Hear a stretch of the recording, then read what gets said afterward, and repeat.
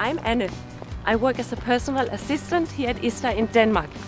We are here in front of our office, and I would like to welcome you to Ballerup. Maybe you recognize me. I had the pleasure of being part of the last Shared Values video. I presented the value encouraging empowerment to you. Now I would like to tell you how the shared values are lived in our everyday life. My colleague Trine will tell you a nice story about the value taking responsibility. Trine works here in the billing department now for 7 years, and now she sits right next to me. Hej Trine. Godt at se dig. Hej Anne, lige måde. Så lad os tale lidt om værdien handle ansvarligt. Hvad betyder det for dig?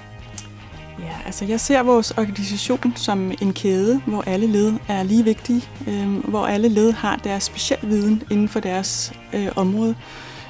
Og derfor er det vigtigt for at kæden fungerer, at vi alle sammen tager ansvar og hjælper hinanden selvfølgelig. Så ansvar er for mig, at man tager personligt ansvar ved at være engageret og ved at handle og bidrage. Det er interessant. Og hvordan oplever du det i hverdagen? Har du lyst til at fortælle os din historie?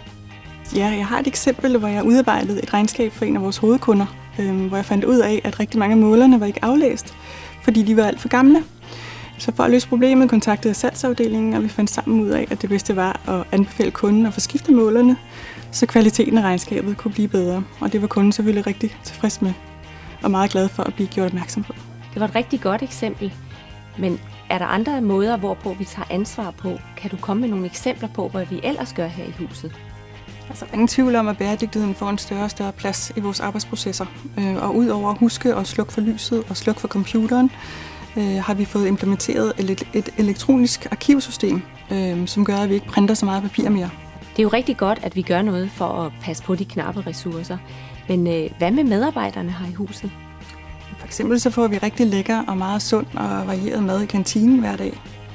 Og vi har jo mulighed for at få massage hver uge, hvilket er meget populært. Der er kunst på væggene her, som er med til at få os til at have det godt. Og vi har det her hyggelige område, hvor vi kan sidde og slappe lidt af. Og det er alt sammen med til at gøre, at vi har et godt arbejdsmiljø. Tak Trine for et interessant interview. And thank you to all of you for being here in Denmark today with us, talking about the value taking responsibility. I'm very pleased and smile a lot when I see employees, team leaders and managers executing some of the dreams we have, running it themselves like it was their idea. I'm very proud to see that.